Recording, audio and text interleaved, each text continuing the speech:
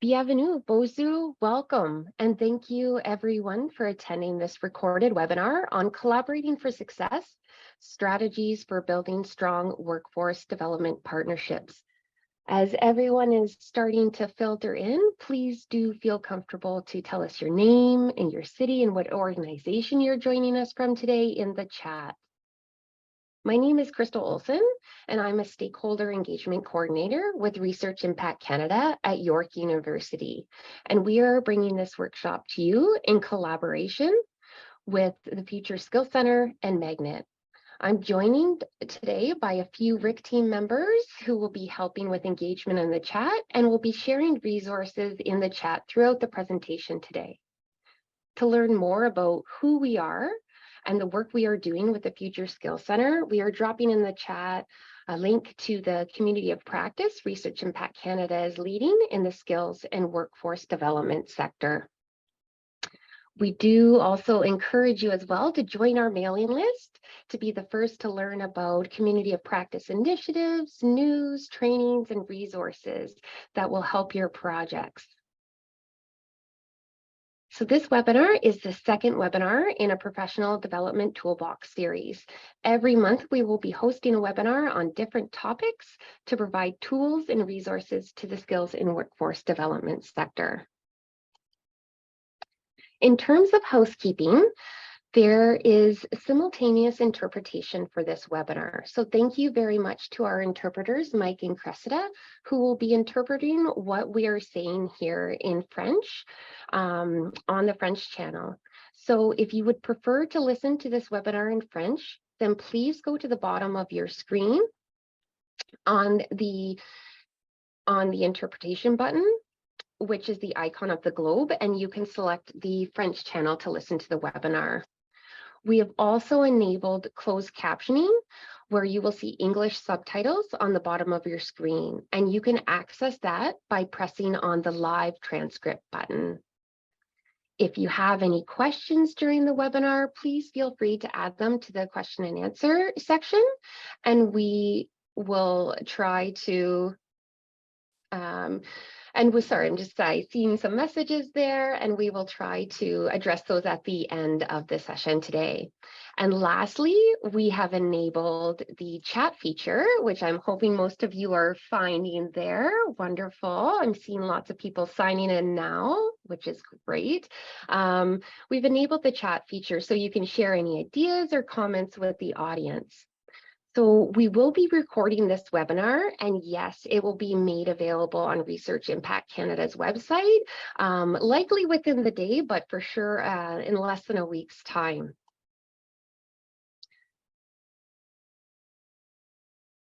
So this is going to be an interactive webinar because as much as we want to share with you the tools and resources we have found useful, we would like to also hear from you as we proceed through the webinar so that it can be shared, a shared learning experience for us all.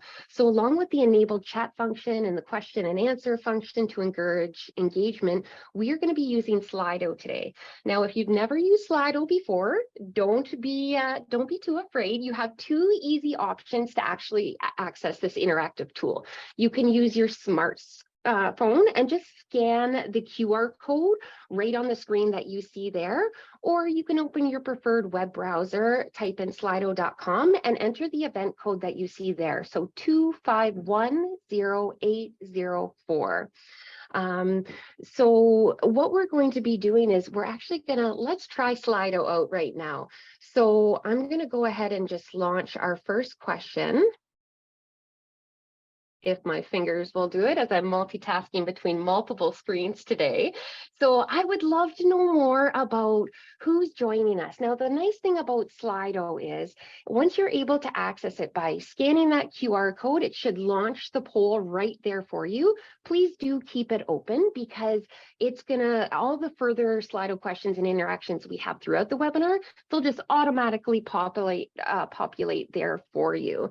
So I want to make sure I'm just going to show the results here. So we see that we have people in the healthcare field, life sciences, post-secondary education, developmental services, great community, literacy and basic skills providers, research, career, some from non-for-profit. So that's great.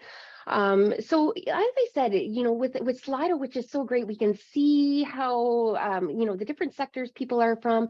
The larger the icon gets, that's the more people that are in there. So it's great to have an indication of who's joining us today, because then we can really hone in to some of the differences that may be a reality depending on which organization you might be coming from yourself. So thank you very much for everyone for contributing to that. And we see a lot of people coming from post-secondary education today in the not-for-profit sector, working in workforce training and career development. So wonderful. It's so great to see the variety of people that are joining us today. So thank you very much for that. I'm just going to stop sharing that now. So again, please do leave your Slido open, as it'll automatically populate with the next question after that comes up. So as we are meeting virtually and not all gathered in the same place, we recognize that this land acknowledgement might not be for the territory you are currently in. We ask that if this is the case, to acknowledge in the chat box the traditional territory you are on and the current treaty holders, or if the land is unceded. As for us here at Research Impact Canada, led by York University, we recognize our presence on the area known as Tigrando, which has been caretaken by the Anishinaabe Nation and the Haudenosaunee Confederacy, the Huron-Wendat, and the Métis Nation.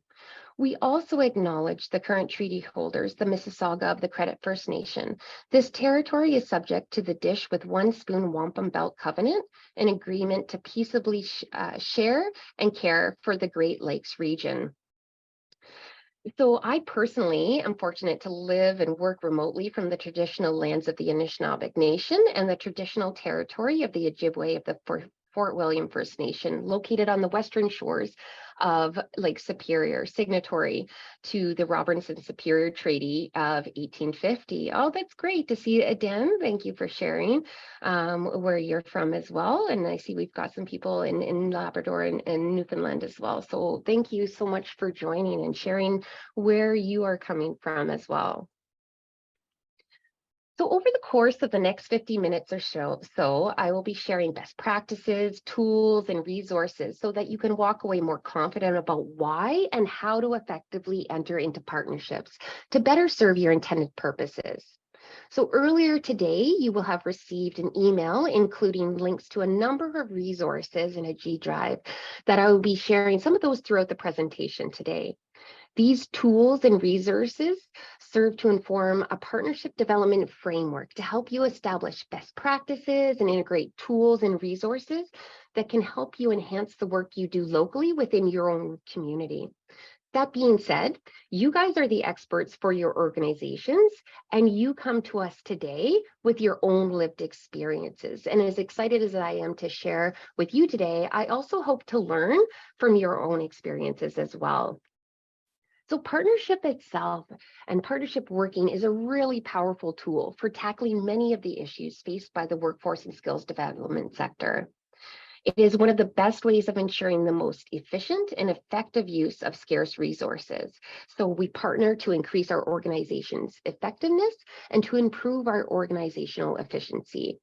During today's session, we will underline the principles of partnership building, explore the life cycles of partnerships, all while incorporating tools and resources to help you create and assess your partnership goals. So I'm going to go over to Slido right now, and I'm going to open the next question here. What are some of the reasons your organizations have partnered in the past? Now, I know we have quite a few different organizations that are joining us, whether you're in post-secondary, you're in career development yourself, you're working in LBS. So again, to access that, if you didn't leave it open, go ahead and grab, I'm using my blank hand here, grab your smartphone, you can scan that code, or you can type in slido.com and enter the number that you see on the screen. I believe I need to share those. So we're looking at, we want to expand your exposure.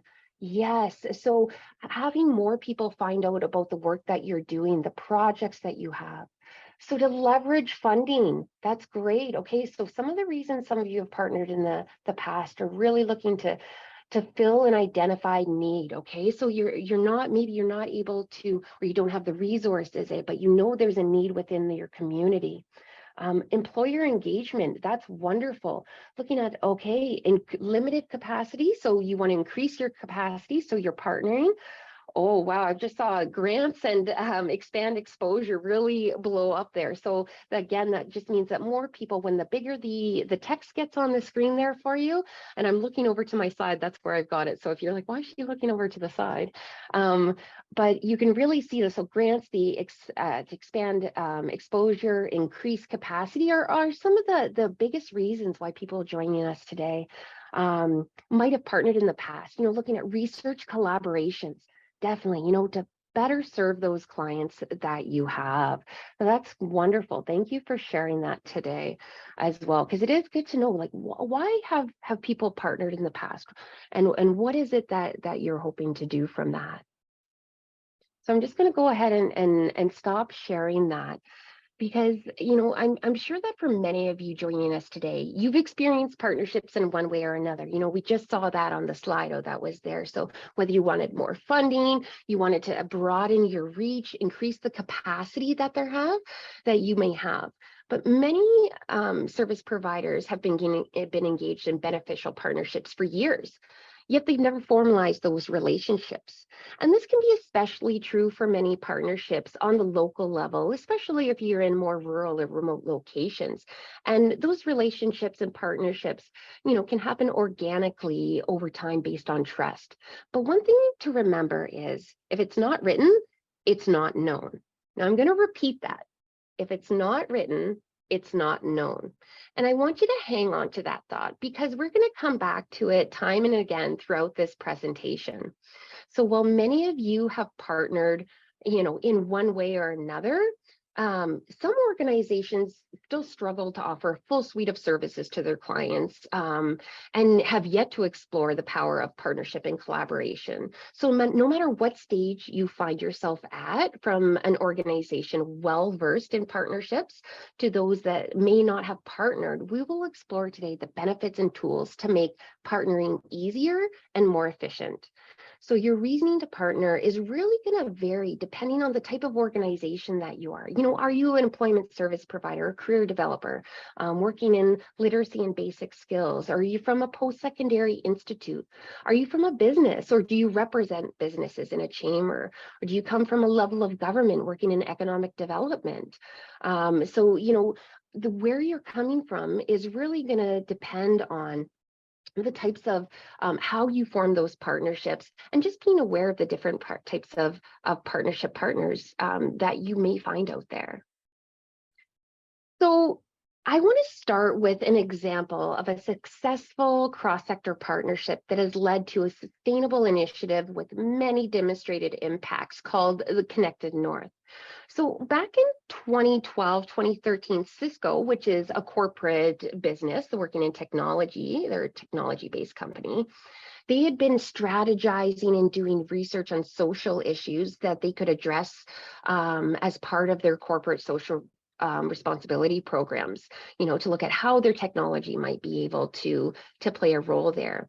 And they looked at the challenges faced by remote northern communities, and they wanted to they knew that they had to be really thoughtful about their approach and to truly understand the issues through the eyes of local communities. They spent a year meeting with people, traveling to the north and learning firsthand the issues, and listening to to people. So it all started with Connected North's first kindred connection between Cisco and Iqaluit Middle School in 2013, to connect students living in the remote north to virtual experiences and opportunities not available to them locally.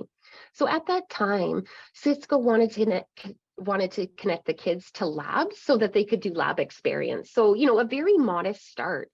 But after expanding to 8 more schools, they migrated the program's leadership and daily operations to a registered charity called Taking It Global in 2016.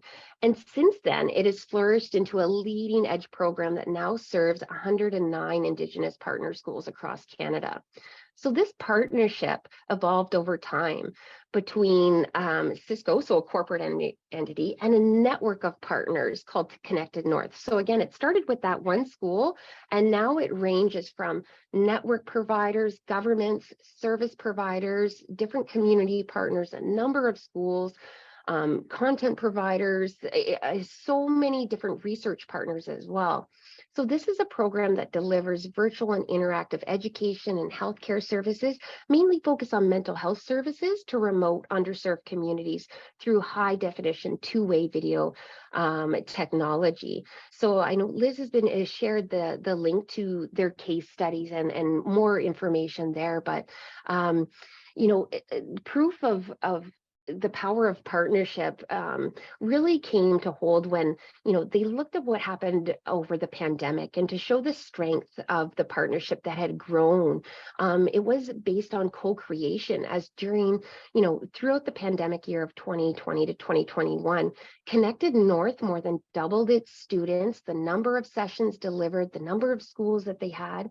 So the corporate leadership at Cisco was really emphatic that the partnership structure that they set up over 8 years ago was what allowed them as an organization to grow, and then to adapt their programming, as they came to this conflict that we've all been through with through the pandemic. So looking at the quote that you see on the screen there, we're going to touch on a lot of these aspects. So be rigorous in scoping the issue, understanding who the key stakeholders are to identify potential partners at an early stage, build a pilot solution and start small. In our case, one school. Engage governments and key potential funders early on. If the pilot is successful, you will be better positioned for potential funding partnerships for scale. Invite input into pilot design. And this approach was highly successful for Cisco, and it resulted in the full funding partnership with the government of Nunavut. So I wanted to outline that example because I want to keep going back to it as we progress. When we're looking at what successful partnerships can do, they really can build on the strengths of organizations, allowing them to pool resources, avoid the duplication, and maximize our impact. It allows us to fill those service gaps and increase access to services for underserved groups in our communities. Especially if you're coming from a rural or remote community, some of the services, they can be quite limited. So partnership is definitely a way that you can approach to fill some of those service gaps that you might have. But you can also look at, provide opportunities to look at employment and skills development in a comprehensive, holistic way. So the whole individual is supported in their journey through employment. So as an example, for those of you, and I know there's a number of you who are joining us today working in the employment services, partnerships within that realm are really created to attain mutual benefit for the employment services, and just to help get better outcomes for the people that you serve. So that, again, that can be to expand a set of skills needed that may not be available in-house, providing those benefits to the local community by working together, definitely can do so much more with a limited capacity, and it really should strengthen the mission to support the clients that you serve. So as much as we can learn from the potential benefits of partnerships, if we flip the coin, look at some of those that you might have experienced some barriers in partnerships. Now, I know earlier some of you said that you had partnered as well. So I'm going to launch the Slido poll here again for you. So again, you can get out your smartphone and scan that. Or if you left it open either on your browser or your phone, you should be able to access it now. But what are some barriers to effective partnerships you've experienced in the past? Because in partnership, it's relationship building. It's not always going to be clear. So when you're aware of what potential barriers are, we can help to avoid those. So looking at what's coming up, we see communication. Communication is definitely one of the big areas that might be a potential barrier to a successful partnership. Lack of follow-up, lack of time, yes, that limited capacity that you might have, expectations alignment, lack of follow-up, lack of time, and seeing those ones getting bigger, lack of management. I'm sorry, I'm not sure what that one is. Management support. I think that's one that that's supposed to be. Lack of management support. Yeah. So is there buy-in at all levels? Fear of sharing. Now, I know, especially in this sector, when we're talking workforce and development, yeah, your funding is tight, capacity is tight, and fear of sharing what we have, can be a barrier. But when we look at how can we improve everything across for our community, there's a number of different things that we have to look at that might come up. So territorial and ownership. Interesting. That's so great to see some of the barriers that some of you experience. And I'm sorry that you've experienced them, but knowing what some of those barriers are can really help you navigate successful partnerships moving forward. And one thing I'm not seeing there to be mindful of is, especially I saw there's a lot of people coming from post-secondary institutes as well.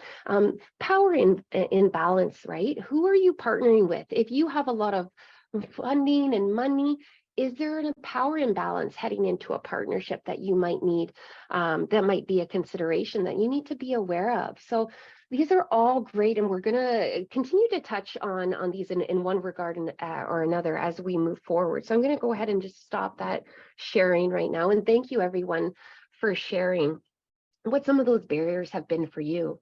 So we will elaborate and touch on many of the features of successful partnerships outlined in this slide, and ground their importance by outlining the partnership's life cycle and sharing tools and resources to document your partnership development.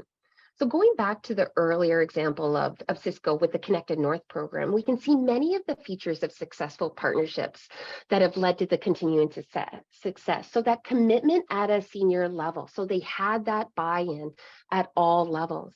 Co-creation. So, understanding the organizational culture and clearly defining those shared vision and goals. So that was really integral into the Connected North success over the years, was making sure that, they were working directly with the schools, and they were focused on ensuring that their content was culturally sensitive, relevant, and really a celebration in the heritage and language for the community, the individual communities that they were dealing with. It wasn't cookie cutter, one program for all the schools. It was being able to make sure that they were responsive to the needs of each of those partners. So today I'm going to walk you through the different stages of the partnership life cycle to provide resources and tools to help your organization mindfully begin to partner, or to provide tools to help you partner more effectively. So in the resources provided to you today, you will see that partnership models may use differing language to describe the stages of partnership. Now, they all offer partnership development frameworks. But it's up to your organization to align with what best defines your needs. So you can see on the screen there, I've laid out the partnership life cycle, starting with scoping, and you're planning out this partnership, where then moving into building, where you're actively engaging with that partner, a number of partners, to define what the project and the partnership will look like. Then you get into managing and maintaining, where you're actually doing the work of the partnership, and then reviewing and revising. And you can see that I put it in an inverted triangle, and that's for a specific reason, is because you're spending a lot of your time up front really outlining the goals of the partnership, understanding your needs for wanting to partnership, and building that as well. So it narrows as you move forward with your partnership, because you really have refined and narrowed in on the focus to help it be more successful. So the steps involved in setting up a partnership are very similar to those involved at the beginning of any project or activity. But unfortunately, many partnerships can be in a hurry for impact and results, and ignore the importance of establishing the right environment for partners to do that work well. So that might be, you receive some funding and you need to partner. Collaboration is a key part of the funding that you've received. Where do you go? Well, if you've already laid out how you need the project to go, there's not a lot of room for that potential partner to help co-create in there. So something to keep in mind. So where do we start? So it all starts with knowing your own organization. So to thine own self be true, right? You need to know your own organization's needs and goals. Well, so many organizations have missions and visions. It's important to check in from time to time to see if those still align with where your organization is currently and the projects you are undertaking or exploring. So you need to start with your organization's goals and needs and scope out which types of partners to approach, which will be beneficial. Now, Liz will be sharing, dropping a link in the chat here as well for the partnership building module that Rick has actually built and put together. It is an amazing self-directed training resource, full of so many tools, and it really dives into details and provides a clear roadmap for developing partnerships. So it's a great tool for you to access as you move forward, or you're looking to fully dive in a little bit more in the full understanding the life cycle of the partnership. So looking at the first step, we're looking at what's involved in scoping or that planning. This is the planning stage where you're really focused on understanding why and how your project or your organization could benefit from a partnership. So partnerships require time, and it is important to be thoughtful and intentional about the partnerships your organizations form to really maximize the limited time that you already have. Now, we saw that time was a barrier in with that earlier slide out to partnerships. So it's important to really scope out your own needs and know your own limits as well. So scoping your partnerships is really the fundamental and foundational stage for any partnerships, and it begins with knowing who you are as an organization.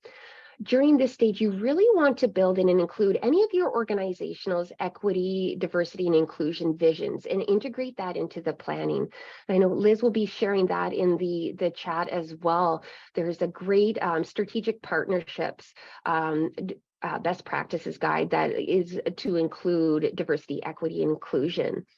I wanted to build off of that a little bit more because as part of your organization's EDI strategic goals, it might be to respond to the Truth and Reconciliations Commission's call to action, specifically number 92, to partner with Inuit, Métis, or First Nation communities. So Indigenous Works has created a partnership guide for Indigenous and non-Indigenous partnership considerations. Now, Indigenous Works, the partnership model depicts 7 different stages of partnership development. And like all models, this is not intended to be taken too literally. Rather, it offers a developmental framework and roadmap to shed light on getting from point A to point B, so from moving in a state of not having any partners to achieving authentic, high-functioning Indigenous, non-Indigenous partnerships. So thank you for dropping that link there as well, Liz.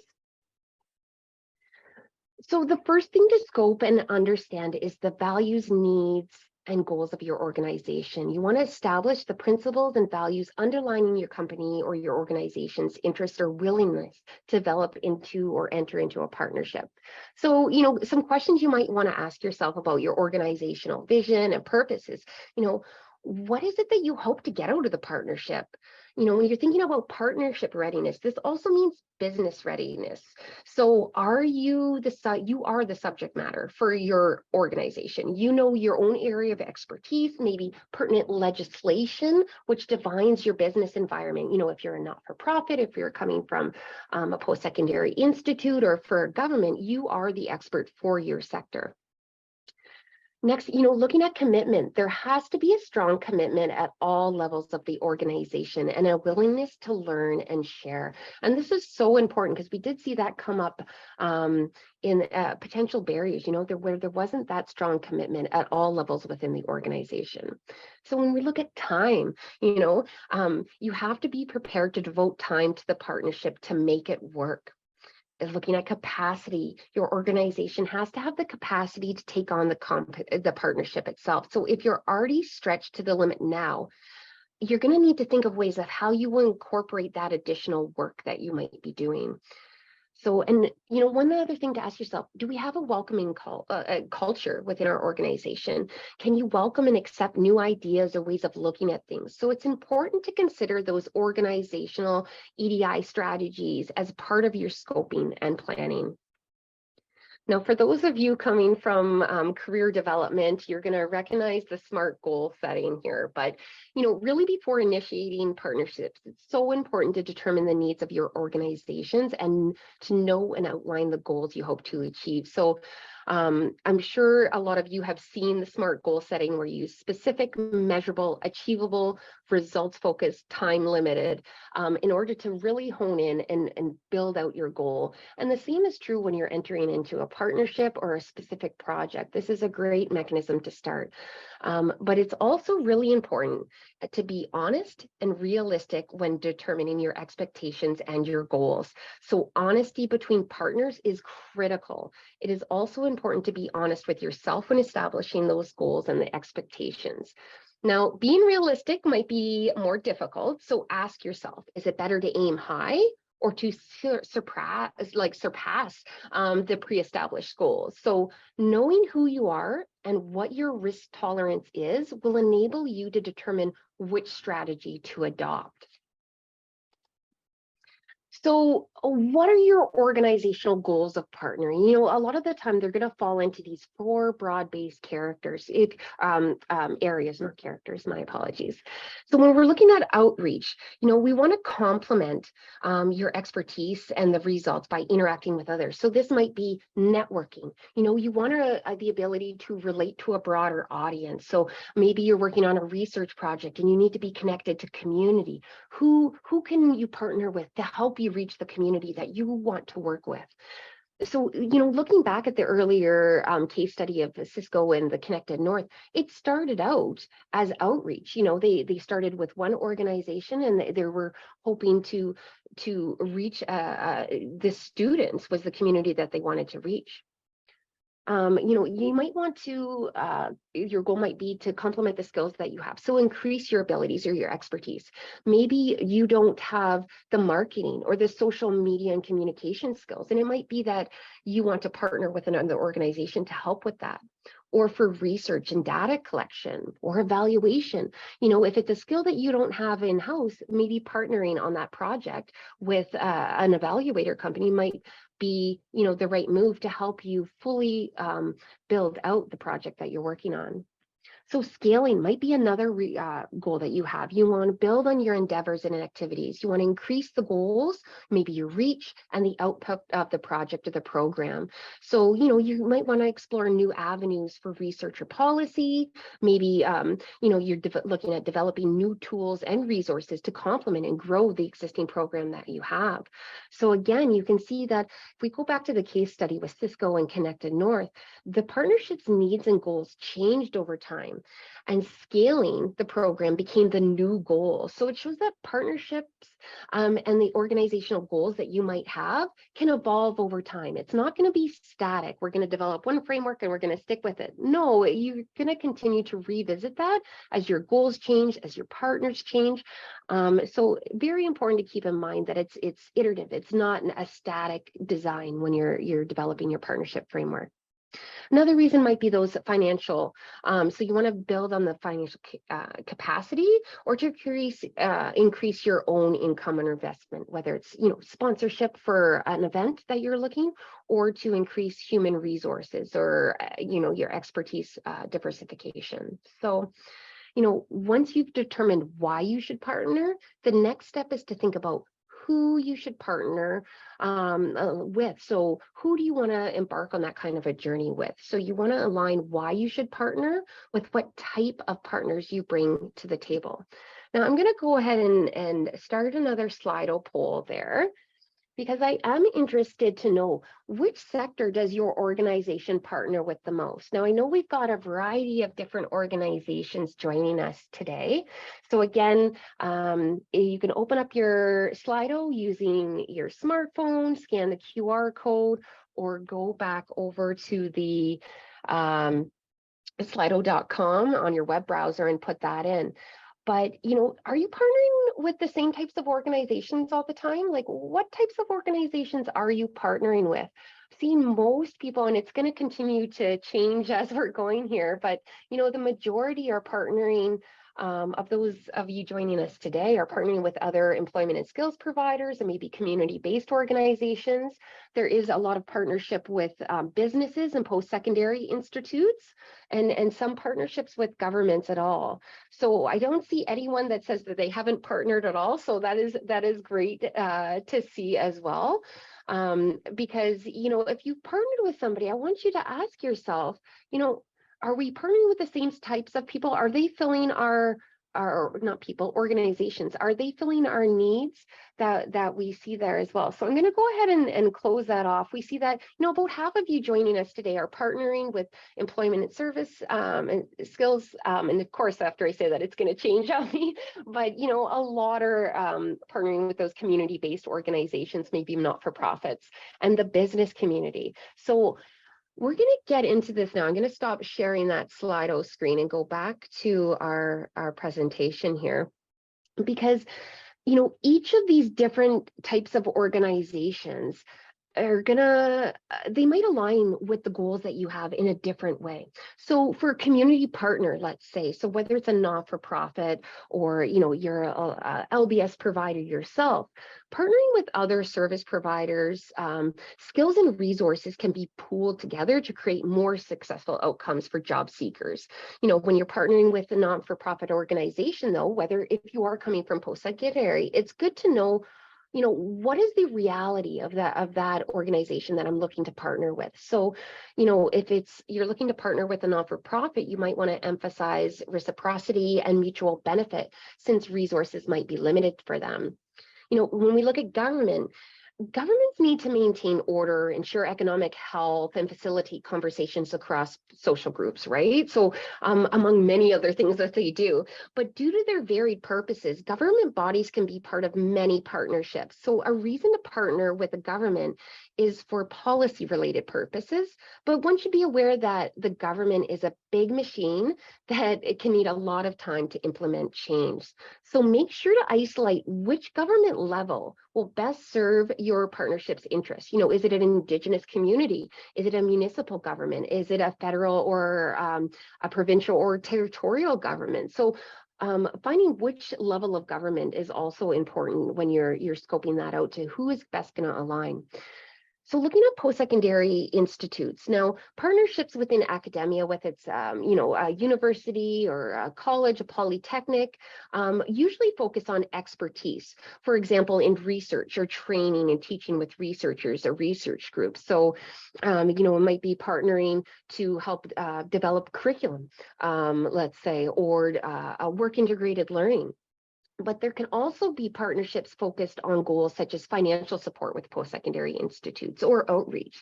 So in that case, the partnerships who are you going to be directing that to within the organization? You might be directed more towards the administrative and the executive departments within that institutions as opposed to the researchers themselves. So something to keep in mind.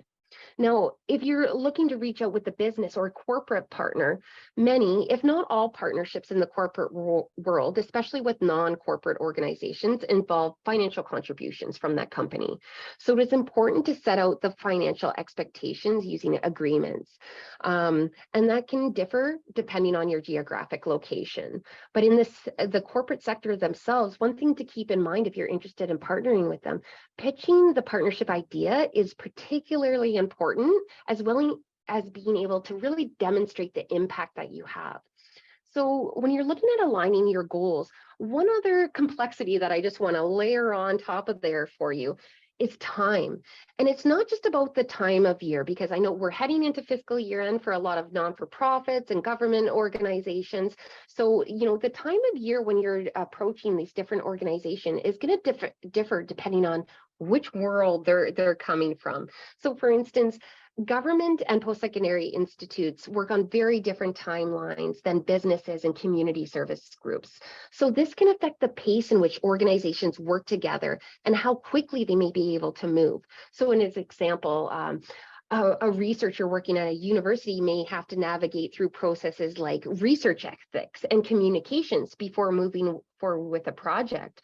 But if these processes are not known to a business partner or a community group, it can really affect the outcome of the partnerships, because those are timing obstacles that just aren't in the reality of the organization that you might be wanting to partner with.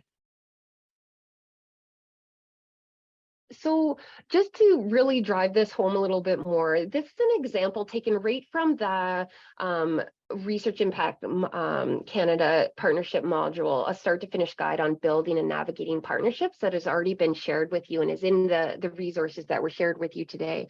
But you can see from the example that knowing why you are partnering can be instrumental to really determining which type of organization to partner with. So if your goal is, sponsorship or funding, you might be looking towards a corporation or a government body or maybe an academic institution to partner with. But if you're looking at scaling, maybe that's going to be a little bit different. You might be focused on looking at a government body or a corporation or a not-for-profit organization. It really is just going to depend, but it really comes down to really understanding, what best aligns with the goals that you have.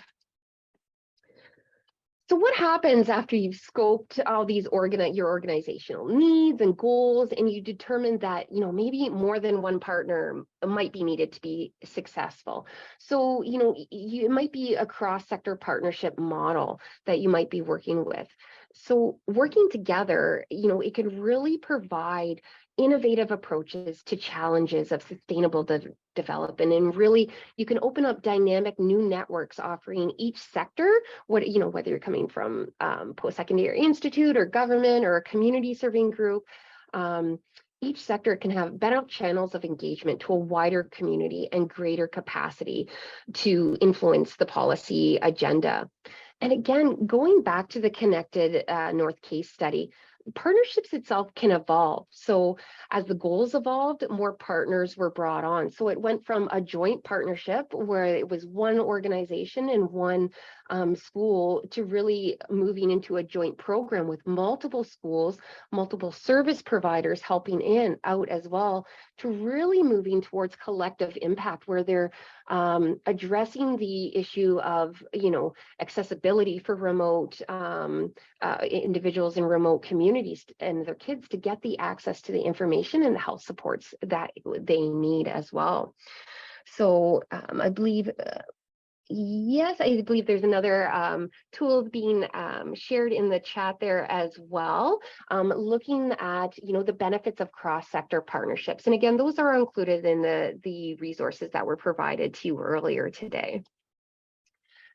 So now that you've fully scoped why you're partnering, what your goals are, and which types of organizations may best align, it is fundamental to know who the best matches are out there for your organization or project. Now, there are a variety of tools that you can use to help inform your decision making. You should not rely on these tools to make the decision for you. And it's not about grading your potential partners, but it's about us understanding the alignment of your organizational vision, the values, and the needs. So this helps you to sift through who might be an ally, like an organization who you can always count on to sponsor an event, or a transformational partner where you may be able to bring new resources or services to your local community. So Liz is going to be dropping in the chat a link to a great webinar, which is the image that you see on the screen here is taken from that. And it really is the partnership prioritization matrix. And it's really interesting the way that they've laid it out. And I really do recommend, in terms of understanding and aligning your goals and prioritizing those partnerships. So the way that they've laid it out, you can see that they set the criteria, what matters most to them. So they have their vision and goals along the top. They have the different projects that they might already be working in. the values that they have, and those might not necessarily be written down, but you might have a history as an organization of incorporating specific values. But you would want to include those on those as part of the values that you want to prioritize your partnerships with, and maybe different strategies. You definitely want to weight the criteria and how you're going to score it. But the key here is to be objective. It's to look at who might best align with those goals. So it is important to take into consideration, past history as well, but looking at broadening your partnerships, you might be exposed to organizations that you're not that familiar with. So understanding the goals that they've outlined on their own website is really going to help you to identify and see if there is alignment to prioritize those. The goal is to develop a tool that works best for your organization. So don't expect this to be a static resource. It should evolve over time as your realities do as an organization. So there is another, I think, yeah, Liz has already shared that as well. There is another internal prospect partnership assessment tool there. So it looks different than what you see on the screen, but again, they're getting down to they're showing, where's the alignment with the goals or the values that we have. Okay, so now that you have fully scoped or planned out your partnerships, you understand your organizational needs, what you have to offer, what your goals are, and you've narrowed down who may best to work with.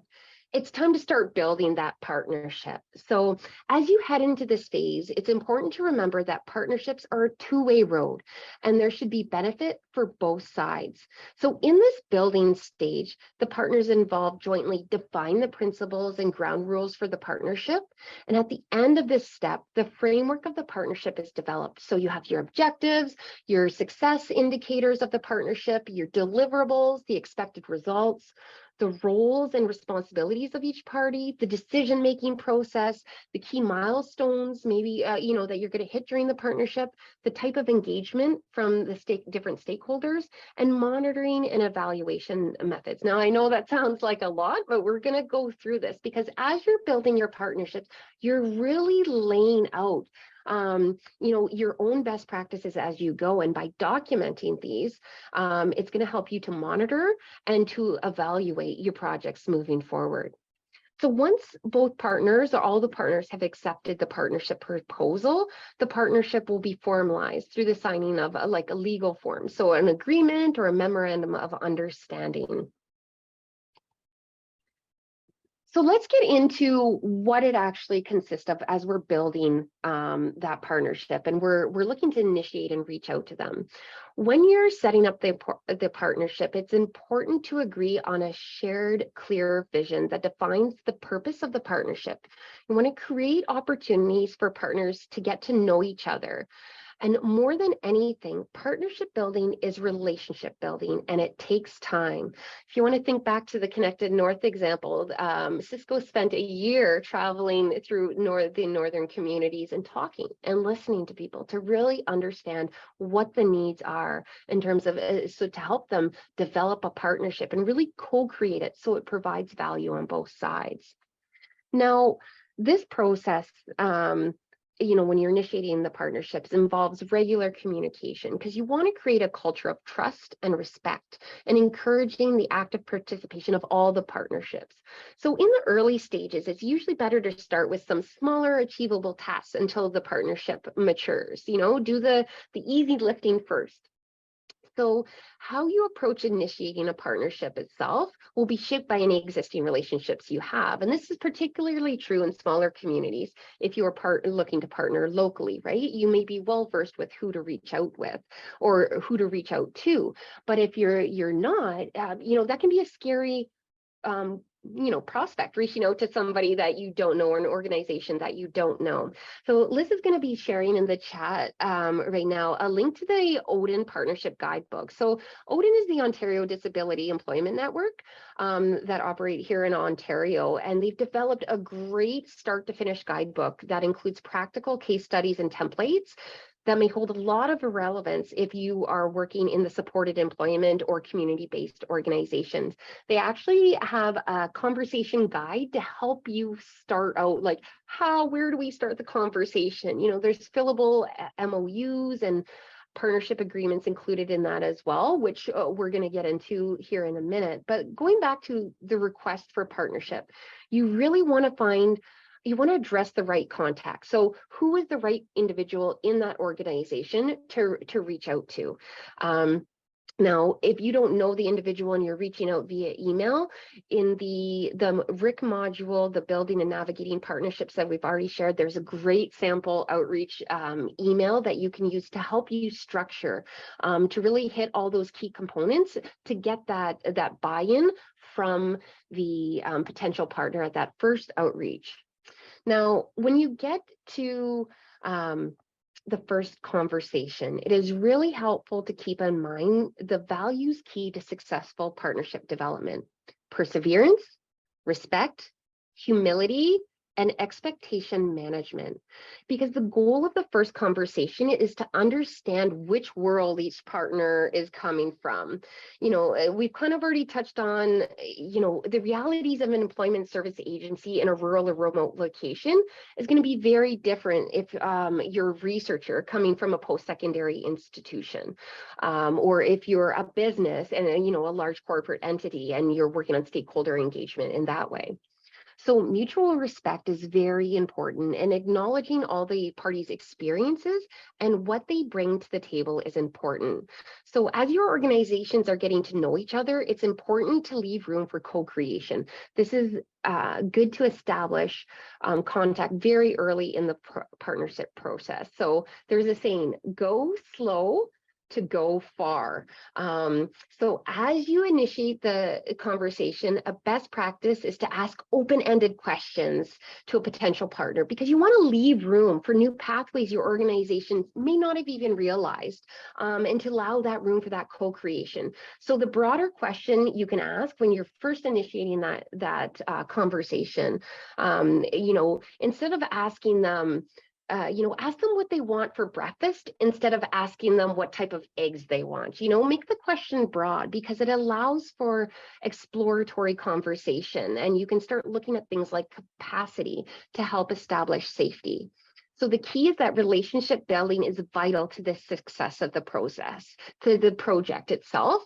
And just note that there are going to be challenges moving forward.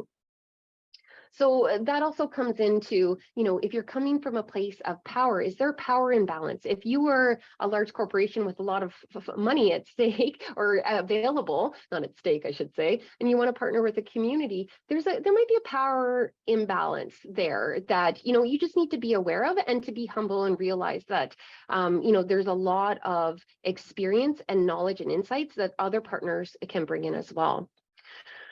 So in that first meeting where you discuss your goals, your mutual benefits and expectations, post-meeting, we recommend that you send those notes to ensure that everyone has the same understanding across the partnership. So defining your partnership may happen in the first meeting, but depending on the size and scope of the partnership, it can take multiple meetings and several weeks to several months to define.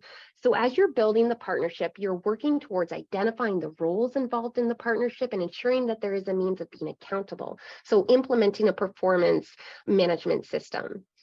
As you are beginning the partnership building, strategies to explore that development might include establishing a working group with representation from each organization. You want to meet and work regularly through steps together. So partnership discussions should involve determining what each service provider can offer, identifying any gaps in service, and how to address them. Introductory discussions might also provide an opportunity for organizations to discuss the targets, funding, and available resources, and will lead to better insights into whether the partnership will require a formal agreement, or maybe an MOU, a memorandum of understanding, would be sufficient. But the decision-making process and the conflict resolution process will all be things that you're talking about and building as you're building that partnership and all the following that you have. So that documentation really does create a roadmap for your partnership. So informing your organization lead, and this also goes back to informing your organization's leadership. So if it's written, If it's not written, it's not known. So you want to make sure that you document your partnership. And we're going to get into that right in the next few slides. But first, we're going to just open up another Slido engagement here. So it just might take a second to open up. And I'm wondering, for those of you that are joining us today, does your organization use written partnership agreements or MOUs when you're creating your partnerships? Okay, so we're seeing that it's starting to change a little bit here. So the majority are, which is great. I see that some aren't sure, and some haven't been using, the partnership agreements at all. So very interesting to see. So most of you are, which is great. So I'm gonna go through, why, and also provide some of the some resources for you here as well. So I'm just keeping an eye on time, and I'm just going to end the Slido there now and go back into our slides. So, when we're looking at what to include in the partnership agreement, you've had your initial conversations and the planning, you determined there's good alignment to move forward. The work that you are putting into building the successful partnership will be integral to helping to management.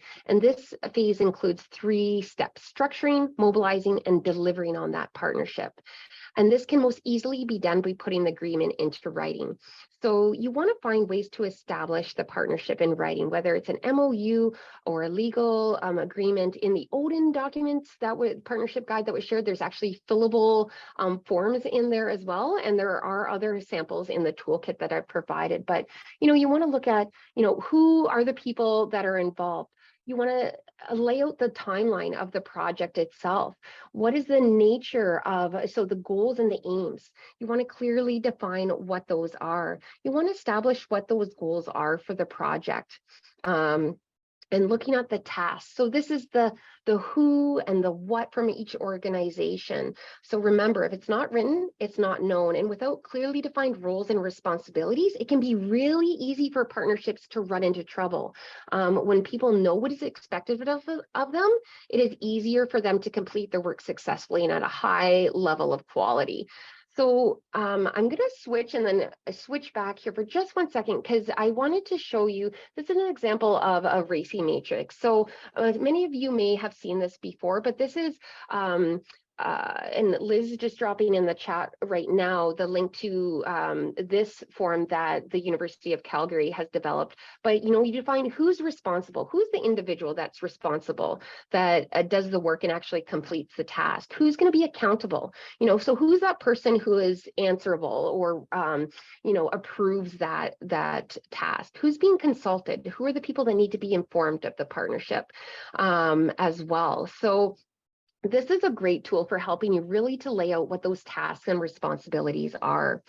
Also looking at if there is going to be any financial contributions in the partnership, it is really, really important that should be included in a written agreement. And you can always attach a budget as an appendix to any agreement that you have. When you're looking at the information sharing, now this can be important to consider, especially if you're partnering with a First Nation community or organization representing a First Nation community. So OCAP, and Liz is going to share the link to this. If this is something that you're not familiar with, the First Nation principles of OCAP establish how First Nations data and information will be collected, protected, used, and shared. So it stands for ownership, control, access, and possession. So OCAP is a tool for supporting strong governance on the path to First Nations data sovereignty. So given the diversity within and across nations, the principles are expressed and asserted in line with each nation's respective worldview, traditional knowledge, and protocols. So just something to keep in mind if you're looking to really build out those partnerships and looking at who you are partnering with. So, you want to build in those communication expectations as well. And so, define when you're meeting, establish a routine, use tools like Slack or Teams for regular communication. And it's all going to depend on the complexity of the organization or the partnership as well. So knowledge mobilization. Now, this is where you want to show the impact and share the findings of your partnerships. Liz is going to share in the chat there a link to the first webinar that our colleague Amon did on mobilizing your knowledge, turning insights into impact. So if that's something you want to learn more about, I really recommend that you check it out. So, all those things you want to include in your partnership agreements, the risk assessment, how are we going to resolve any conflicts? How are we going to end the partnership and the assessment plan? So those are included in the documents and the resources that you have. So as you're moving forward and you're reviewing and revising your partnerships, any partnerships must have some way of measuring the impact of its work. So partners should be involved in setting the objectives and targets and be committed to achieving them. All the outcomes should be designed to clearly demonstrate an objective that has been completed, and the process should be monitored and regularly reported back to partners. So monitoring and assessing partner efforts is really important. Not only is the partnership assessment a common practice, but it should be an integral part of the effort. So ongoing monitoring can really address the challenges and successes, ensuring the long-lasting partnership. A quick tip, just include a simple line in a partnership agreement. Partners will review their engagement every so many months to make the partnership, to make adjustments if necessary. And I realize that we are just right at 1 o'clock right now, so I do just have one more slide before the end to share with you. So there are a number of tools that you can use to evaluate and assess your partnerships. Now, this resource that I'm sharing, and Liz is going to share in the chat, is built from the medical profession, but it has so many great examples of templates and plans to help you assess your partnerships and to evaluate it. And the key really is to make sure that your assessment accurately reflects your partnership. So at the beginning of your partnership journey, you spent all this time scoping and planning out your goals and your needs, aligning your needs and your goals to a particular partner or a number of partners, and building that into the partnership agreement. And all that work should be built into your assessment to show that if you've met your partnership goals. And it really is a means of showing your accountability as well. So I'm sorry to rush through right at the end there, but as we've discussed today, looking at how to build successful collaborations through partnerships, along with specific tools we have shared in the chat, all of those resources and more, including the case studies highlighting varying perspectives, from what sector you're coming from and the needs of different sector partners were sent to you earlier today. Liz will also be dropping that in the chat here as well. So if I can leave you with key points to remember, to the own self be true, you need to know your organizational values, needs, and what your goals are. You need to go slow to go far. So partnership building is relationship building, and it takes time. And if it's not written, it's not known. Documentation will help ensure that that all the work that you put into that partnership will lead to a successful end result. So merci. Miigwech, and thank you to everyone for making time to participate today. And I know we are a little bit over time, so just taking a quick look at the questions section and the chat to see if there are any questions. And while we do that, we'll also be loading some Zoom poll questions on the webinar. And we would really appreciate if you were able to help us refine the work that we've done. Thank you so much, Randy, for joining us today and making the time to join us today. You can go ahead and complete that Zoom poll. I'm looking to see if there's any questions. If we haven't been able to answer those, yes, all those resources that are in the chat, Bonnie, those are actually all taken from the resources that were sent out to you. They were accessible in that last link to Google Drive, but we can definitely send those out again, as well as the notes when it is completed. Yes, thanks, Megan. She'll be sending those out. So again, thank you so much. I know we are over time, so I'm sorry if I haven't been able to address any of the questions that you may have. But if you do have any questions about any of the resources shared today, please don't hesitate to reach out to us. I'd be happy to walk you through them. Thank you so much, Adriana. Thank you, Satilani. Sorry. Thank you so much as well. So it's been a pleasure having you everyone aboard today, and thank you. We'll see you at the next webinar.